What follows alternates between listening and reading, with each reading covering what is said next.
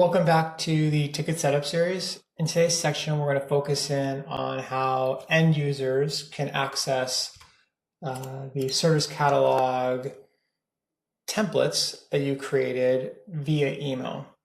So when an end user sends an email into Tikit and the team where Tikit's deployed has a mailbox associated with it, we'll scan the subject and body of that email.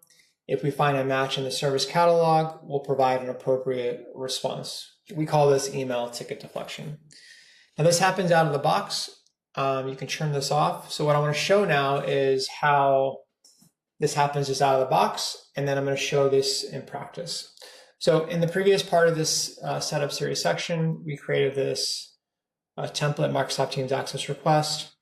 I logged into web.tikit.ai, the agent portal here as an admin, here Diego. So if I go to settings here, I'll see the Teams area, and each of my teams doesn't have to, but can have a mailbox associated with it. So you'll see IT here has a mailbox associated with it. You also see here that by default, ticket deflection is on, meaning that if I send an email in, I'm going to do that scan and provide an appropriate response if we have one. If I don't want that to happen, I can turn that off if I like. Most customers keep it on.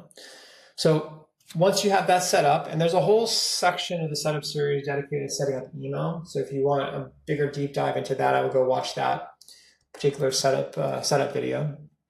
But once you have that connected and on, the end user can then send an email in to initiate that experience. So I'm over here as a Dell, and I'm going to click new email here. And I'm going to email in to help that mailbox that's connected to my IT team.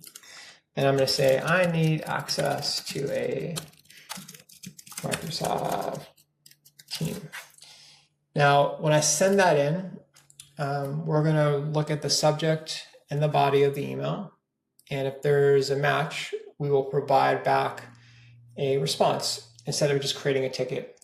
So in this example, you'll see here that we received a response from Tikit saying, hey, we saw your request. We need you to fill out some additional information to fulfill that request.